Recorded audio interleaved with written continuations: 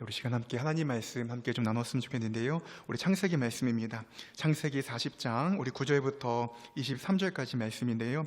제가 가지고 있는 성경으로는 구약 62페이지, 63페이지에 있습니다. 창세기 40장 우리 9절부터 23절까지 말씀입니다. 구약 62페이지, 63페이지 말씀인데요.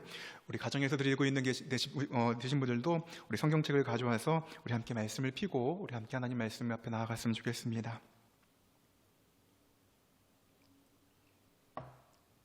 창세기 40장 말씀입니다. 제가 먼저 9절 말씀부터 읽도록 하겠습니다. 술 맡은 관원장이 그의 꿈을 요셉에게 말하여 이르되 내가 꿈에 보니 내 앞에 포도나무가 있는데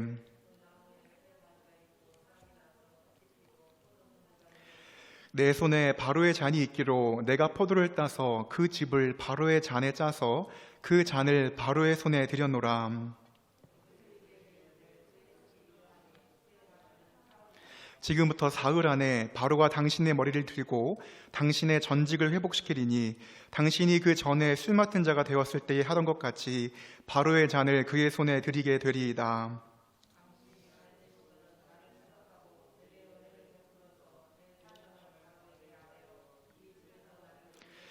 나는 히브리 땅으로 끌려온 자요 여기에서도 옥에 갇힐 일을 행하지 아니하였나이다.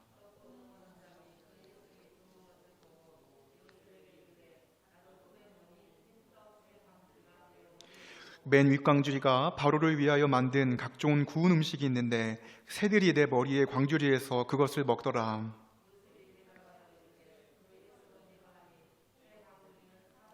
지금부터 사흘 안에 바로가 당신의 머리를 들고 당신을 나무에 달리니 새들이 당신의 고기를 뜯어 먹으리다 하더니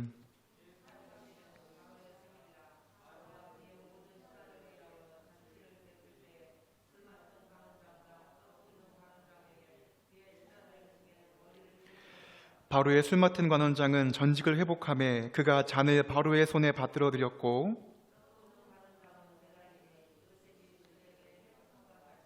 23절 말씀입니다. 술 맡은 관원장이 요셉을 기억하지 못하고 그를 잊었더라. 아멘. 만 2년 후에라는 우리 하나님 말씀 가지고 시간 함께 하나님 말씀 좀 나누도록 하겠습니다. 마태복음 16장 말씀을 좀 보면요, 베드로가 예수님을 향하여서 따지듯이 격분하고 있는 모습을 볼 수 있는데요. 마태복음 16장 22절 말씀입니다. 우리 앞에 있는 화면을 좀 읽어보시면요, 우리 함께 좀 읽어봤으면 좋겠는데요. 베드로가 예수님을 향하여서 이렇게 이야기하고 있습니다. 우리 말씀 함께 좀 읽어봤으면 좋겠는데요. 함께 읽어보도록 하겠습니다. 베드로가 예수를 붙들고 항변하여 이르되 주여 그리 마옵소서, 이 일이 결코 주께 미치지 아니하리이다. 우리가 이전에 사용했던 개역 한글 성경에서는 이 말씀을 조금 더 조심스럽게 번역하고 있습니다. 우리 개역 한글 말씀도 우리 한번 살펴봤으면 좋겠는데요. 방금 읽었던 말씀 마태복음 16장 22절 말씀입니다. 우리 개역 한글 말씀도 함께 읽어봤으면 좋겠습니다. 함께 읽도록 하겠습니다. 베드로가 예수를 붙들고 간하여 가로되 주여 그리 마옵소서, 이 일이 결코 주에게 미치지 아니하리이다. 저는 처음에 이 말씀을 읽고 가나다는 게 무슨 말인가 좀 궁금해가지고 한번 사전에 좀 찾아봤더니요, 사전에 보니까 가나다라는 뜻을 이렇게 번역하고 있습니다. 제가 한번 좀 읽어드리겠습니다. 웃 어른이나 임금에게 옳지 못하거나 잘못된 일을 고치도록 말하다 라고 가나다라는 표현을 단어사전에서 이렇게 기록하고 있습니다.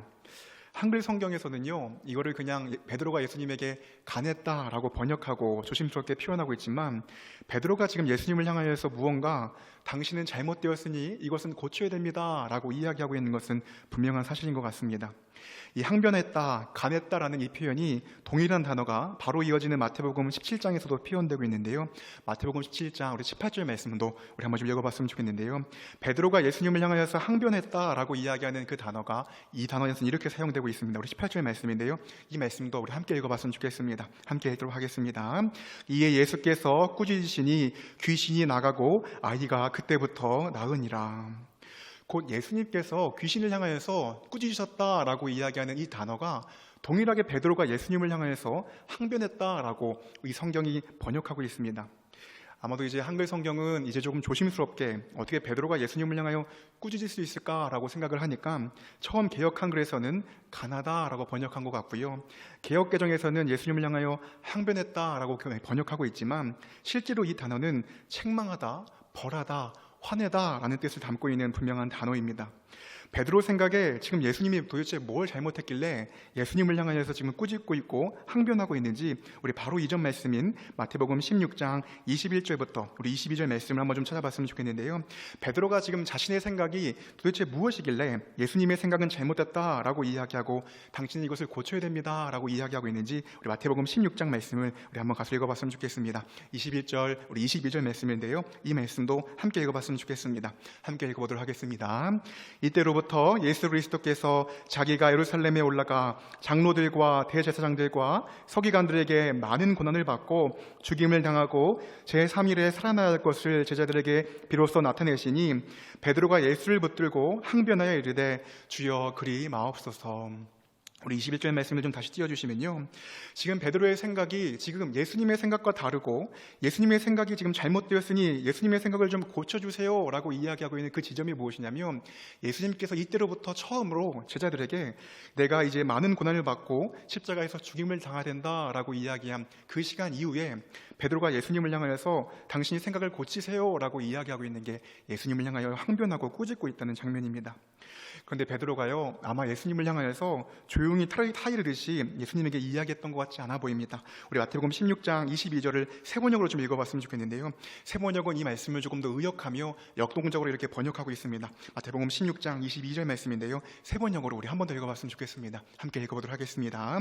이에 베드로가 예수를 따로 붙들고 주님 안 됩니다, 절대로 이런 일이 주님께 일어나서는 안 됩니다 하고 말하면서 예수께 대들었다.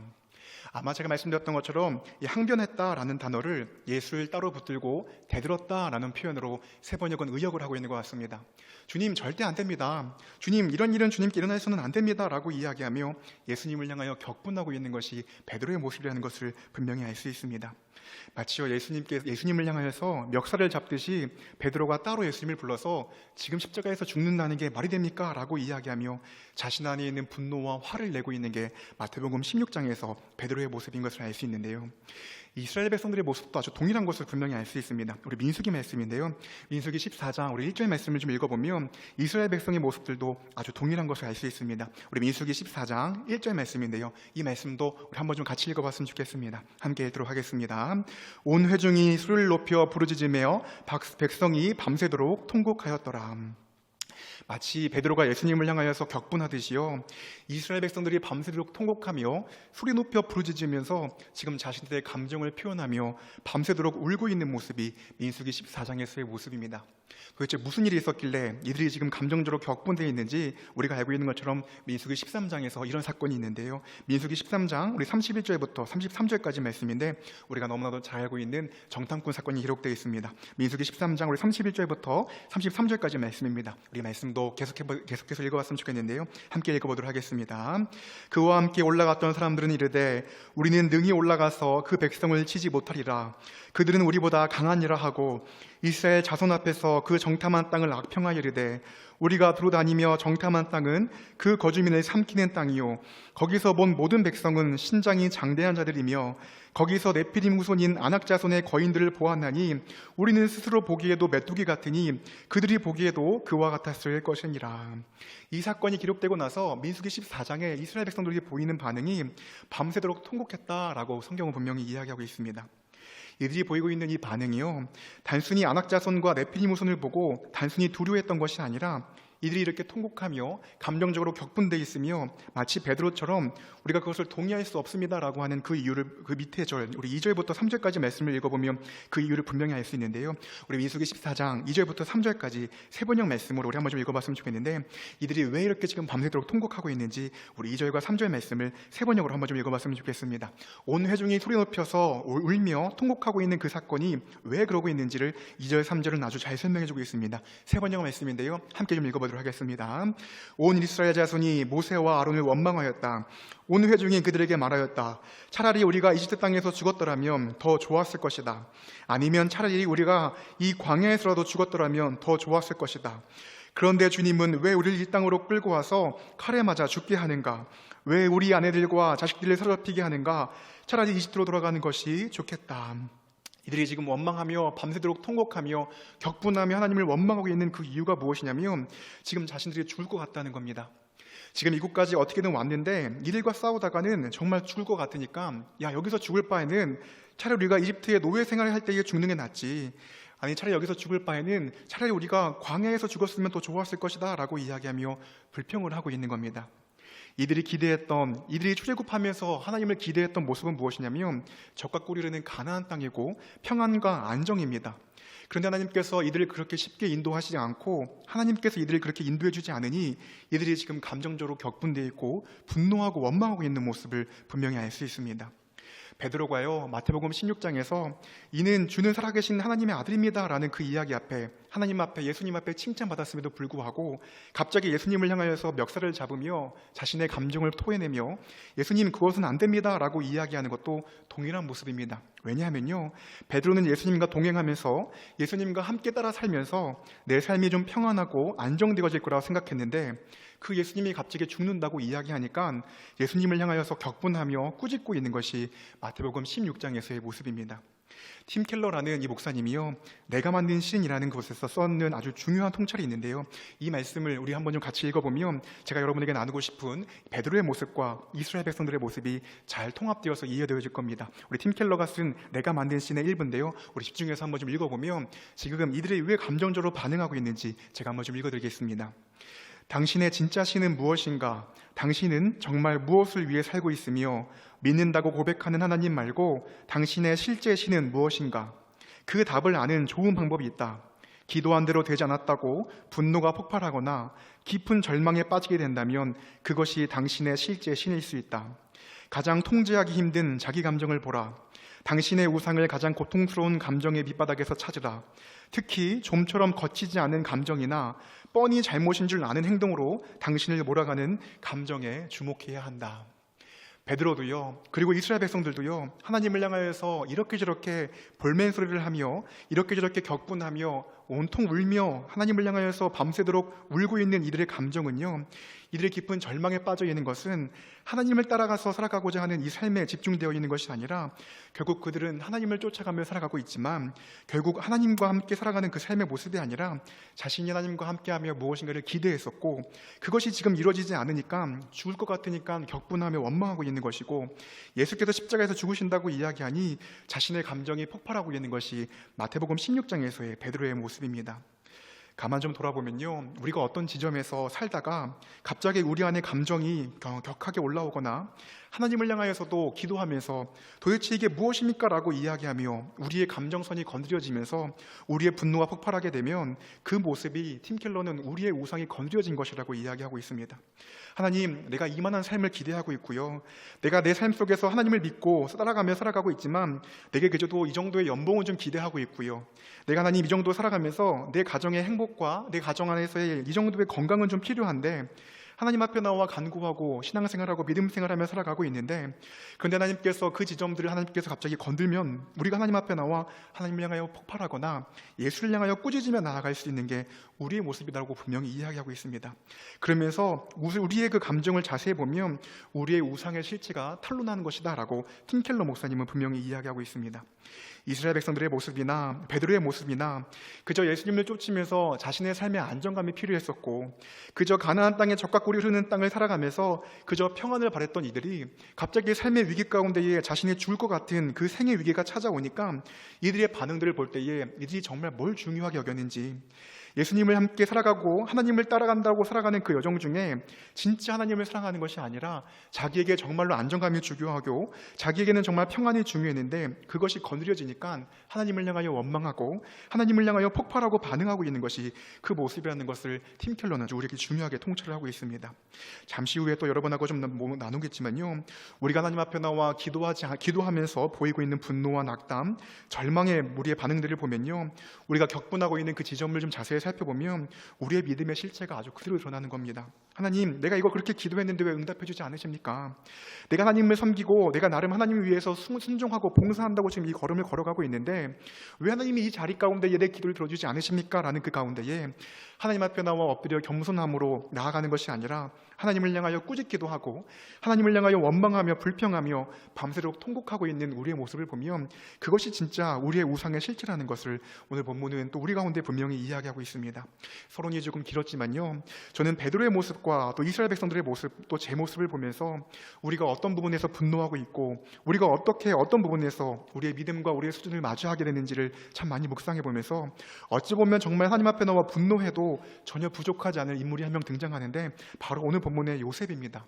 요셉은 하나님 앞에 나와 분노하고 마치 하나님을 향하여 항변하듯 하나님을 향하여 꾸짖을 수도 있고 하나님을 향하여 절망할 수도 있고 밤새 통곡해도 됐었던 상황인데, 요셉은 지금 그런 모습을 보이고 있지 않다는 겁니다. 우리 이제 오늘 본문인데요, 창세기 40장 우리 20절부터 22절까지 말씀을 세 번역으로 좀 한번 읽어봤으면 좋겠는데요, 오늘 본문의 요셉에게 그의 삶에 어떤 상황이 펼쳐지고 있는지 우리 창세기 40장 20절부터 22절 말씀의 세 번역 말씀을 우리 한번 좀 읽어봤으면 좋겠습니다. 함께 좀 읽어보도록 하겠습니다.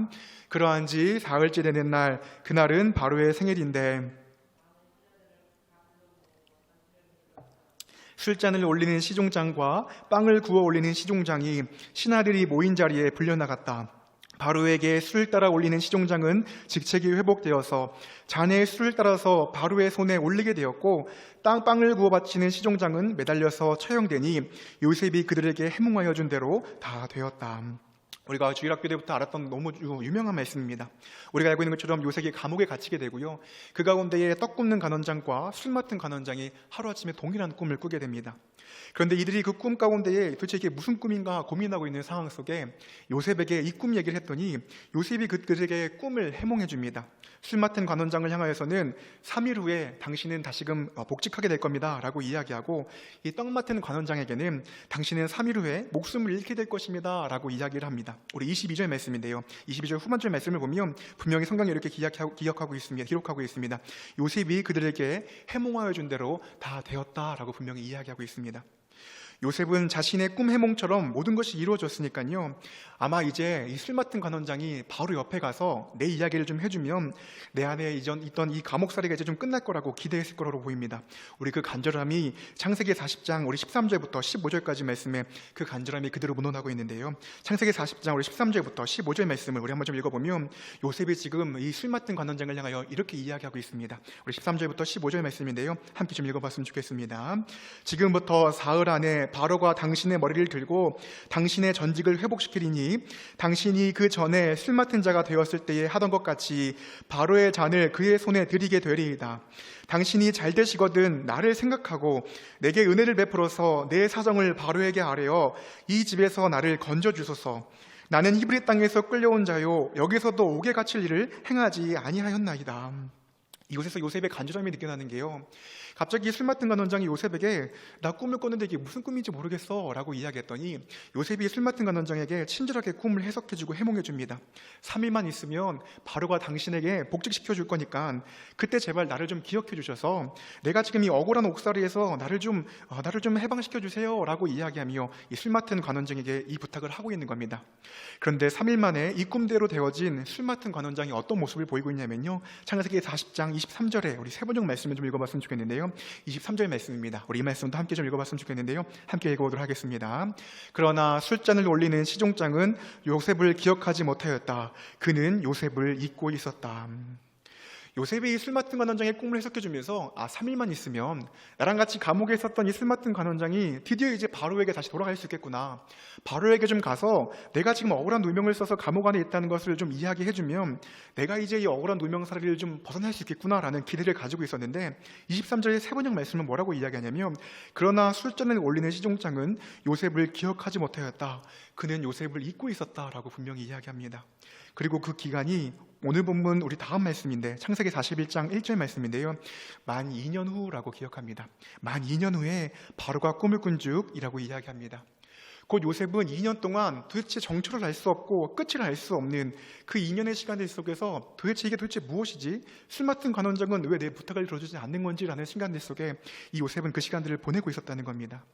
저희는요, 요셉이라고 생각을 하면 늘 요셉은 어떤 상황 가운데 의연하기 때문에 형들한테 17살 때 팔리기도 하고 보디발의 아내에게 누명을 쓰기도 하고, 그리고 이 2년의 시간들 아니면 더 길어질 수도 있는 이 시간들 속에서 요셉이 씩씩하게 버텨냈겠지, 요셉이 뭐 얼마나 힘들었겠어 라고 생각할 수 있는데요, 요셉이 그의 아들들의 이름을 짓고 있는 장면을 좀 자세히 살펴보면요, 요셉의 삶이 아마 정말 힘들었던 것으로 보입니다. 우리 창세기 41장 51절 말씀인데요, 요셉이 나중에 이 애굽의 총리가 돼서 아이의 이름을 문하 므낫세라고 짓는데 이곳에서 요셉의 인생이 아주 잘 추각되어 있습니다. 창세기 41장 51절 말씀도 우리 한번 좀 읽어봤으면 좋겠는데요. 함께 좀 읽어보도록 하겠습니다.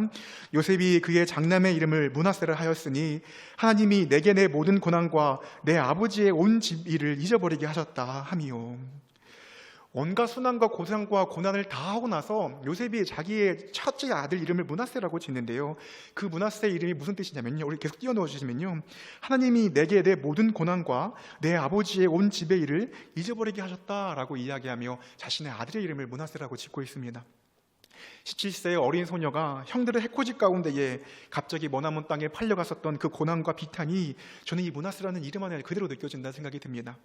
아버지에 대한 그리움과 형들에 대한 미움이 한데 섞여서 도대체 내 삶이 이게 무엇인가 해석되지 않은 그 삶이 13년과 그 시간이 더 길어지면 길어질수록 왜 내 삶은 이렇게 고난스럽지? 왜 내 삶은 웅덩이로부터 시작해서 감옥의 웅덩이 가운데 계속 빠져 있어야 되는 삶이 13년 동안 반복되었다는 겁니다.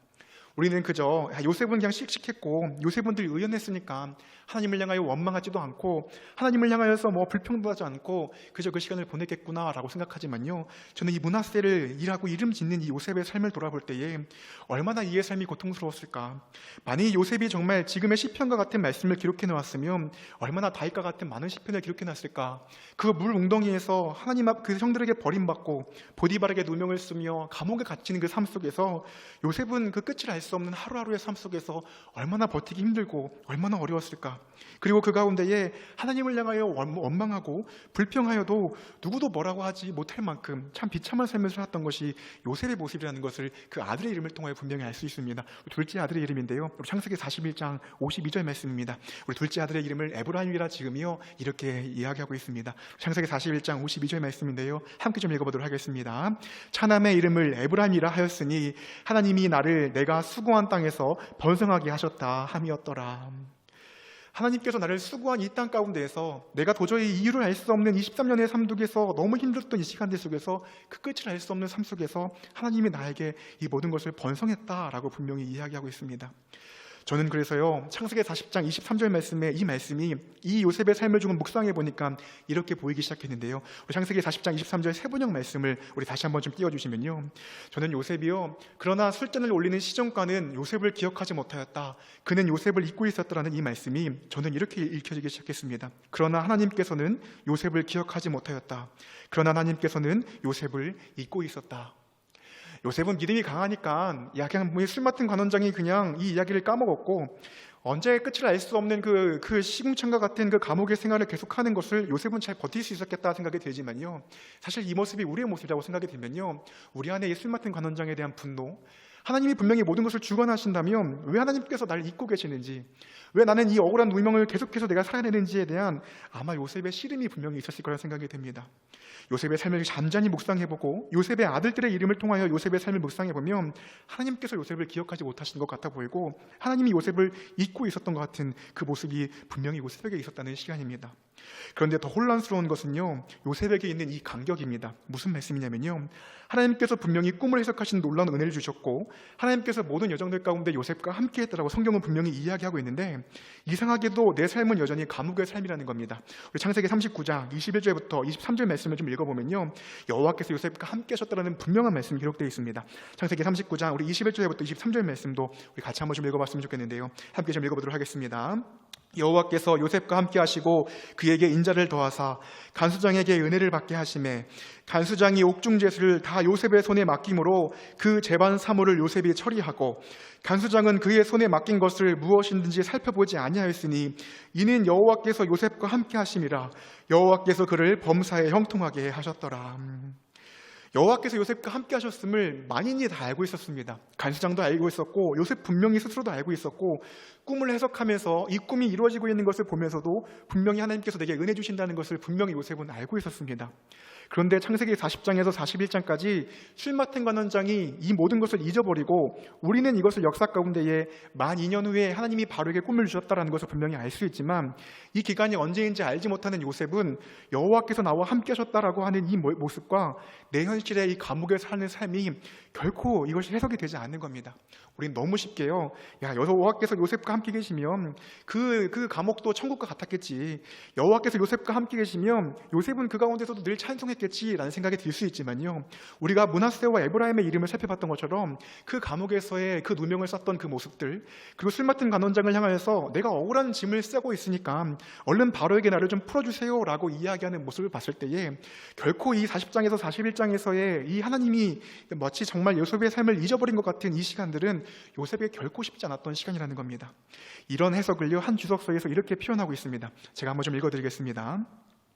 여호와께서 요셉과 함께 하셨다는 성경의 표현과 요셉의 감옥이 여전히 남아서 비탄에 잠기는 처지 사이에 불일치가 아주 확연하게 드러나고 있는 장면이다. 요셉이 꿈을 해석하는 능력이 있다는 것은 하나님이 여전히 그와 함께 계시다는 표지이다. 그러나 그 구원이 하나님의 임재의 궁극적인 증거였음에도 불구하고 아직 요셉에게는 이것이 보이지 않고 있다.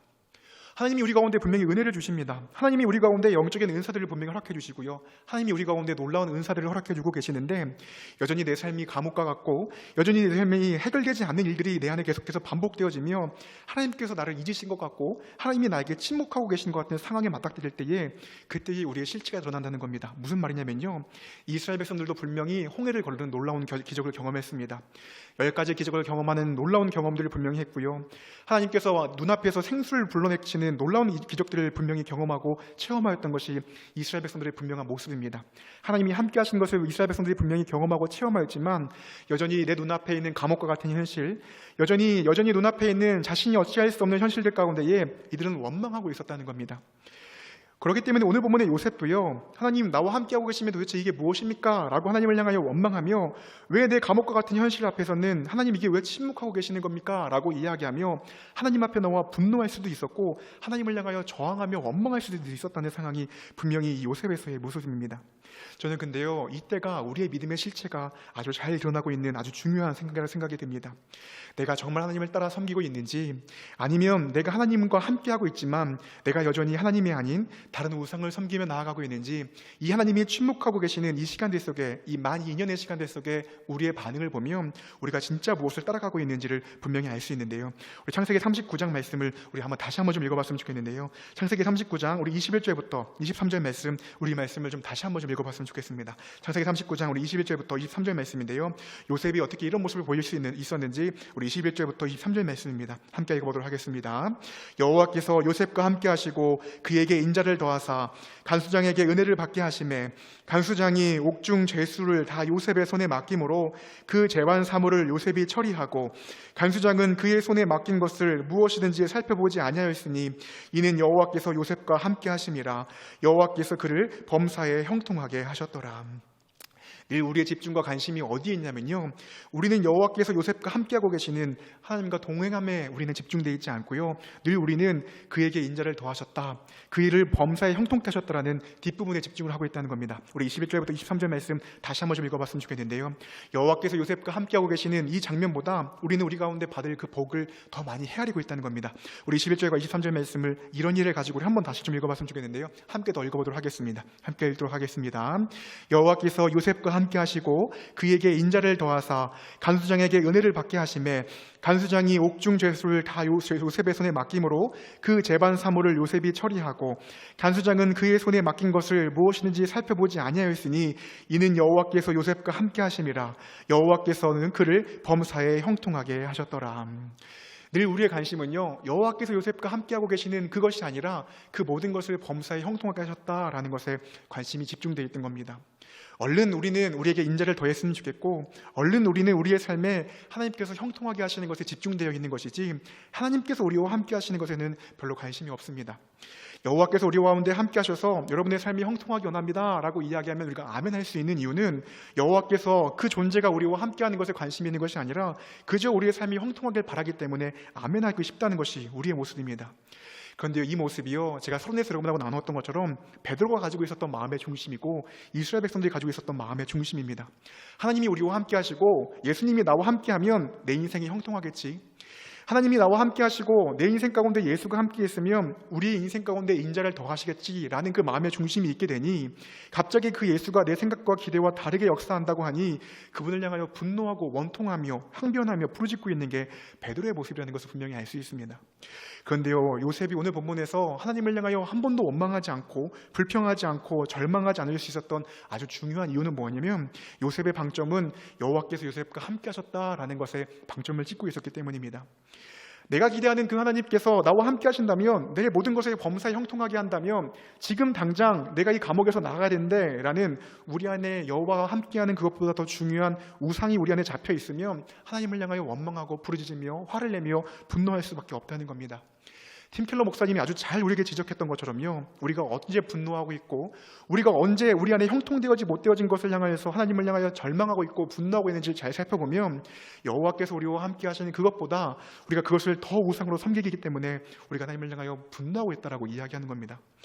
요셉이 그 시간이 2년이 되고 20년이 지나고 오히려 더 그 긴 시간이 되어도 여전히 하나님을 향하여 분노하지 않고, 물론 슬프고 그 현실이 아프고 어려울 수는 있지만 하나님을 향하여 분노하지 않을 수 있는 이유는 무엇이냐면 그를 범사에 형통하게 하는 것보다 하나님께서 나와 함께 하시는 것이 얼마나 중요한지를 요셉은 그 감옥 가운데 분명히 깨달아 알았기 때문입니다. 최근에 제가 누가복음 7장 말씀을 좀 묵상하면서요, 이 하나님과 함께하고 신앙생활을 하고 있고 예수와 함께하고 있지만 예수님과 함께하는 것만으로 만족하지 않고 이 형통하게 되어지고자 하는 그 주변의 무리들이 참 많다는 것을 다시 한번 좀 묵상해 보게 됐는데요. 누가복음 7장 말씀입니다. 누가복음 7장 36절부터 38절까지 말씀인데요, 예수님과 함께 동행하는 것 같아 보이지만 여전히 예수를 통하여서 형통하게 하고자 하는 무리들이 있는가 하면 그 예수님의 존재 앞에서 엎드리며 눈물을 흘리며 하나님 앞에 나와 그 존재만을 사랑하고 있는 한 여인의 모습이 누가복음 7장에 등장하는데요. 누가복음 7장 우리 36절부터 38절까지 말씀입니다. 우리 한번 이 말씀도 함께 좀 읽어봤으면 좋겠는데요. 함께 좀 읽어보도록 하겠습니다. 한 바리새인이 예수께 자기와 함께 잡수시기를 청하니 이에 바리사인의 집에 들어가 앉으셨을 때에 그 동네에 죄를 지은 한 여자가 있어 예수께서 바리새인의 집에 앉아 계심을 알고 향유 담은 옥합을 가지고 와서 예수의 뒤로 그 발 곁에 서서 울며 눈물로 그 발을 적시고 자기 머리털로 닦고 그 발에 입 맞추고 향유를 부으니, 이 여인은 예수를 향하여서 형통하고 싶은 마음이 조금도 없습니다. 그저 예수님에 대한 이 존재에 대한 사랑과 이 예수님과 나와 함께 할 수만 있다면 내가 정말 은혜과다라고 이야기하며 그 예수의 뒤로 서서 그 발 곁에 서서 눈물로 그 발을 적시며 자기 털로 그 발을 닦으며 입 맞추고 향유를 붓고 있는 여인의 모습이 있는데요, 그 여인의 모습과 대조하며 예수님이 베드로를 이렇게 책망하고 계십니다. 누가복음 7장 44절부터 46절까지 말씀을 계속해서 좀 읽어봤으면 좋겠는데요, 예수님께서는 베드로의 모습과 여자의 모습을 대조하며 이렇게 기록하고 있습니다. 우리 한번 좀 이 말씀도 읽어봤으면 좋겠는데요, 44절부터 46절 말씀입니다. 함께 읽어보도록 하겠습니다. 그 여자를 돌아보시며 시몬에게 이르시되 이 여자를 보느냐, 내가 내 집에 들어올 때에 너는 내게 발 씻을 물도 주지 아니하였으되 이 여자는 눈물로 내 발을 적시고 내 머리털로 닦았으며 너는 내게 입 맞추지 아니하였으되 그는 내가 들어올 때부터 내 발에 입 맞추기를 그치지 아니하였으며 너는 내 머리에 감람유도 붓지 아니하였으되 그는 향유를 내 발에 부었느니라. 여전히 베드로는 예수님 옆에서요, 예수님과 함께하는 것이 즐겁지 않고 그저 예수님 옆에서 형통하고 싶었고 자기 인생 잘 먹고 잘 살고 싶은 마음에 베드로는 예수님 옆에 있었습니다. 바리새인도 이 예수를 이 식사 자리에 초대했던 것도요, 이 예수와 한번 신학적인 논쟁을 좀 해볼까, 내가 이 예수와 한번 좀 이런저런 좀 논쟁을 좀 이야기를 해볼까라고 이야기하며 그저 예수를 초대했던 거지, 진짜 예수님의 존재 앞에서 그분 앞에 엎드리며 눈물로 기도하고 있는 것은 이 여자의 모습이고 예수님께서 이 여자의 믿음을 칭찬하고 있는 것을 분명히 알 수 있습니다. 우리가 예수님 앞에 나온다라고 이야기하고요, 교회에 나온다라고 이야기하고 하나님을 믿는다라고 이야기하며 하나님과 함께 있는다라고 이야기하고 있지만 정말 하나님 앞에 나와가고 있는 이 시간들 속에 그저 우리 내면의 우상을 좀 만족시켜줄, 그저 내 가정이 너무나도 평안하고 내 인생이 좀 더 잘 먹고 잘 살기 위한 그저 그 내면의 우상들 가운데에 마치 베드로처럼 옆에 있는 바리새인처럼 예수님과 함께하고 있는 모습이 우리의 모습일 수 있다는 것을 누가복음 우리 가운데 분명히 이야기하고 있어요. 예수님 한 존재만으로도 정말 만족하여서 그분의 발 씻기도 나는 부족하여서 그분 앞에 엎드리며 그분 한 존재만을 향하여 사랑하고 나아가고 있는지, 아니면 우리가 여전히 예수님을 믿는다고 이야기하고 있지만 우리 안에 있는 우상들을 그대로 간직한 채 예수님께서 우리 가운데 말씀하시는 그 말씀 앞에 마치 베드로처럼 다 예수를 향하여 향변하며 부르짖으며 오히려 예수를 책망하며 나아가고 있는 것이 우리의 모습인 것을 저는 말씀을 통하여 분명히 고백해 볼 수밖에 없습니다.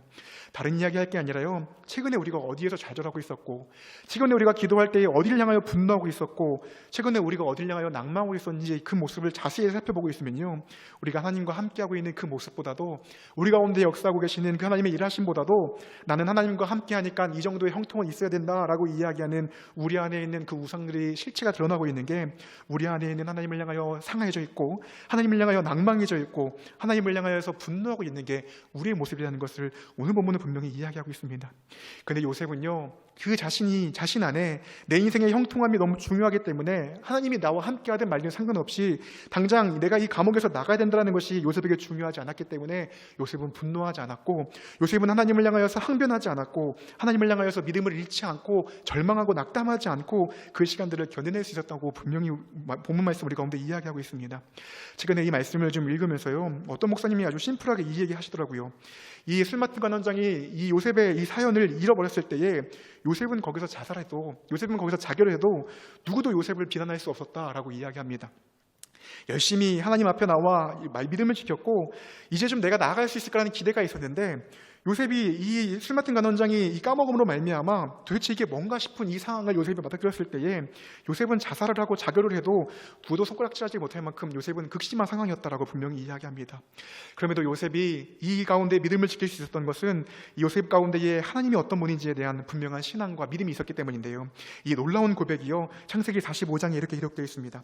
이 상처 많은 인생이 될 수 있었고 어찌 보면 참 많이 어렵고 힘들고 낭망하고 인생의 삘딱터널 살아도 타고 살아도 누가 뭐라고 하지 못할 그 인생 속에 요셉이 놀라운 고백을 하고 있는데요, 창세기 45장 4절부터 5절까지 말씀이에요. 우리 말씀도 한번 좀 읽어봤으면 좋겠는데요, 함께 좀 읽어보도록 하겠습니다. 요셉의 형들에게 이르되 내게로 가까이 오소서. 그들이 가까이 가르니 이르되 나는 당신들의 아우 요셉이니 당신들이 애굽의 판자라. 당신들이 나를 이곳에 팔았다고 해서 근심하지 마소서. 한탄하지 마소서. 하나님이 생명을 구원하시려고 나를 당신들보다 먼저 보내셨나이다. 만약에 요셉이 믿음을 지키지 못하고요, 내 삶은 왜 이런 거야?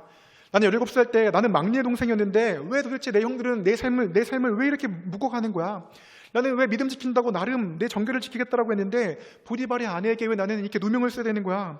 나는 이렇게 꿈을 해석해줬는데 왜 하나님께서 내 삶을 이렇게 인도하지 않으시는 거야? 라고 이야기하며 요셉이 상처로 반응했다면요, 요셉은 이 고백을 할 수 없었을 겁니다. 우리 45장 7절부터 8절까지 말씀도 좀 읽어봤으면 좋겠는데요, 형들을 향하여서 이렇게 고백을 하고 있습니다.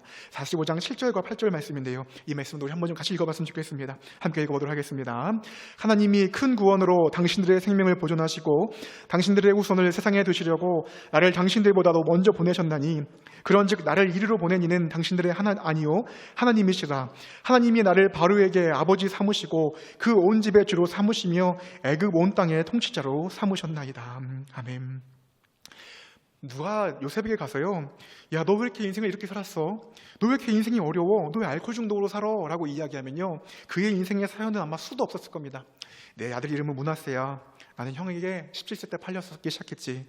내가 이렇게 믿음 지키려고 했고 하지만 하나님을 향하여 원망하고 부르짖었지만 내 삶은 변화되지 않았어 라고 이야기하며 그의 상처를 만져주고 그의 상처를 위로하면 사실 끝도 없는 모습이 요셉의 삶이라는 겁니다.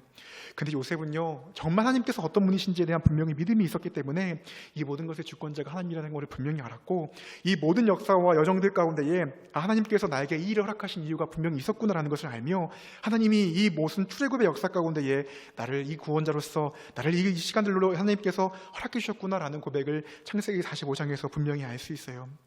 저는 요셉의 모습을 보면서요, 우리가 상처받았다라고 이야기하고 우리가 낭망했다라고 이야기하고 우리가 하나님을 향하여 실망했다라고 이야기하고 있는 이 모습들이요, 어찌 보면 교회에서 정말 우리가 듣지 말아야 될 일들이라는 것이요, 우리가 좌절하고 낭망하고 실망하고 상처받은 그 자리가 정말 죄송하지만 우리의 우상의 자리고요, 그렇게 나는 하나님을 떠날 수밖에 없었어. 하나님이 내 기도를 듣지 않으셨어. 내가 하나님 앞에 나와 교회를 믿음을 잃을 수밖에 없었던 것은 이런저런 이유라라고 수도 없이 이야기하고 있는 그 모습이, 그것이 우리의 실체이고 그것이 하나님을 믿지 못했고 믿고 우리가 하나님을 어떻게 따르는지에 대해서 아주 잘 이야기하고 있는 것이라고 성경은 분명히 우리 가운데 분명히 이야기하고 있습니다. 요셉은요, 상처로 반응하지 않았습니다. 요셉은 2년, 20년 더 오래된 시간이 될 수 있는 그 시간들 가운데에도 하나님이 어떤 분인지에 대한 분명한 초점과 하나님의 존재가 어떤 분이신지에 대한 그 분명한 믿음이 있었기 때문에 하나님이 나를 형통하게 하시든 하나님이 나를 형통하게 하지 않으신다 할지라도 나는 하나님을 신뢰합니다라는 그 믿음이 있었기 때문에 그 마지막 때에 이 형들을 만났을 때에 이 모든 것이 하나님의 주권 안에 있었구나라는 것을 고백할 수밖에 없었고, 그 믿음을 지킨 그 일로 말미암아 하나님께서 요셉을 그 모든 역사들 가운데에 출애굽의 역사 가운데 하나님께서 분명히 써내려가신다는 것을 분명히 알 수 있습니다. 말씀을 좀 마치면서요, 하나님께서는요 이 요셉에게 그리고 우리 가운데에 이렇게 믿음으로써 반응하게 원하실 때가 참 많이 있어요. 나 상처받았어, 나 시험 들었어, 나 하나님 앞에 나와 이렇게 좀 뭔가 해보려고 했는데 나 참 많이 어려웠어 라고 이야기하기에는 성경은 우리 가운데 분명히 그것이 옳지 않다라고 이야기하고 있어요. 우리가 알고 있는 아브라함 모습도 동일합니다. 어찌 보면 아브라함도 하나님께서 주시는 그 은혜를 체험하였고, 아브라함도 이삭을 받는 그 놀라운 은혜를 체험했는데, 정말 하나님께서 이 아브라함에게 너가 정말 나와 함께하고 동행하는 것에 네가 초점을 맞출 수 있느냐라고 이야기하시며 아브라함에게 찾아오십니다. 만약에 아브라함이 이 요청 앞에 절망하거나, 만약에 이 아브라함의 요청이 하나님의 요청 앞에 아브라함이 도대체 이건 못하겠습니다, 하나님 앞에 시험받았고 상처받았습니다 라고 이야기하면, 우리가 알고 있는 것처럼 아브라함은 이 모든 상황들 속에서 믿음의 조상이 분명히 될 수 없어요. 그러나 하나님께서 아브라함이 이삭을 바치고 있는 그 모습 가운데에 하나님께서 아브라함을 통하여 놀라운 역사를 써내려고 하십니다. 창세기 22장 우리 16절부터 18절까지 말씀인데요, 우리 마지막으로 세 번역 말씀으로 한번 좀 읽어봤으면 좋겠습니다. 창세기 22장 16절부터 18절 말씀인데요, 우리 하나님께서 아브라함이 이삭을 번제물로 바치고 났을 때에 주님께서 놀라운 약속을 한 번 더 확언해 주십니다. 16절부터 18절인데요, 함께 좀 읽어보도록 하겠습니다. 주님의 말씀이다. 내가 친히 맹세한다. 내가 이렇게 너희 아들까지 너희 외아들까지도 아끼지 않았으니 내가 반드시 너에게 큰 복을 주며 너의 자손이 크게 불어나서 하늘의 별처럼 바닷가의 모래처럼 많아지게 하겠다. 너의 자손은 원수의 성을 차지하게 할 것이다. 내가 나에게 복종하였으니 세상 모든 민족이 내 자손의 덕을 입어서 복을 받게 될 것이다. 아멘. 마치 하나님께서 이 믿음을 지키며 여호와와 함께하고 있는 그것만으로 만족했던 요셉을 통하여서 놀라운 구원의 역사를 창세기에서 써내려 가시는 것처럼, 하나님께서 아브라함을 통하여서 너가 정말 나로만 만족하는구나, 그 마음 앞에 하나님께서 아브라함에게 믿음의 조상이라는 놀라운 은혜를 허락하시며 그 모든 민족이 이 아브라함의 자손을 통하여서 놀라운 복을 받게 되어지는 것을 우리가 분명히 알 수 있습니다. 말씀을 좀 정말 마치면서요, 하나님은 여전히 이런 사람들을 찾고 계신다는 것을 저는 믿음으로 고백하게 됩니다. 여전히 하나님께서는요, 하나님만 한 분으로 만족하고 있는 그 믿음의 사역에 동참되어질 사람들을 여전히 부르시고 계십니다.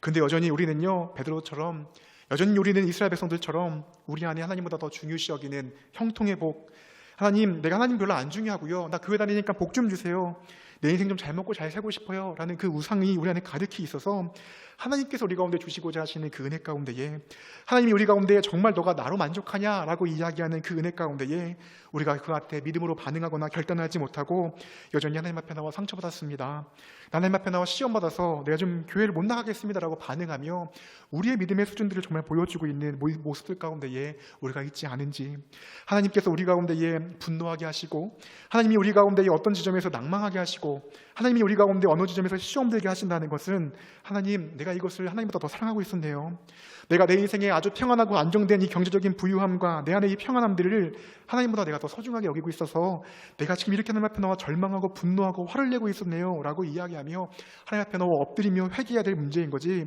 여전히 그 우상을 붙잡으며 하나님 제발 이것을 좀 허락해 주세요 라고 이야기하며 분노하고 있어야 될 것이 아니라는 것을 오늘 요셉은 우리 가운데 분명히 이야기하고 있어요.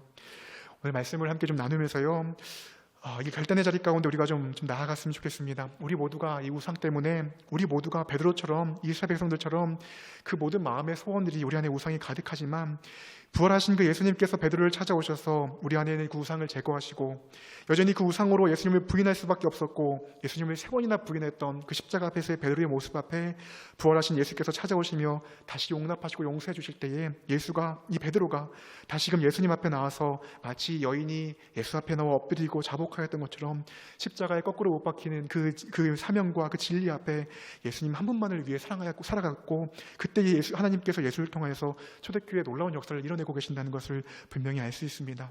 말씀을 제가 준비하면서요, 이 모습을 제가 아주 낱낱이 이 말씀을 우리의 모습을 아주 낱낱이 돌아보고 살펴보는데, 이 모습 앞에 어찌할 수 없는 제 모습을 제가 인정할 수밖에 없으며, 정말 내가 이 말씀을 전할 수 있을까라는 제 안에 참 많은 시름과 고민이 되었는데, 문득 하나님께서 이 베드로 가운데 부활하신 예수님이 찾아오셨던 그 모습을 저에게 다시금 상기시켜 주셨습니다. 여전히 우리 안에는 우상이 있을 수밖에 없고, 여전히 우리는 하나님과 함께 동행하지만 우리 안에 우상으로 말미암아 하나님 앞에 나와 원망하고 절망하고 낙담하며 그것이 반복되어지는 삶을 살아가고 있지만, 그 사랑 많으신 부활하신 예수가 우리 삶에 찾아와서 그 모습조차도 우리를 용납하시고 용서하시는 그 은혜와 사랑을 우리가 경험할 때에, 우리가 이제는 우리 욕망, 우리 삶 잘 먹고 잘 사는 것 말고 여호와께서 나와 함께 하시는 것이 진짜 복이라는 것을 깨달아라. 내가 주님만을 위해 모든 것을 바치며 살겠사오니, 주님, 내가 이 한국교회 가운데, 이 시대 가운데에 하나님, 내가 요셉처럼, 아브라함처럼, 이 회심한 베드로처럼 주님 앞에 쓰임받기 원합니다. 이런 마음으로 이 기도 제목 가지고 우리가 함께 좀 나아갔으면 좋겠습니다.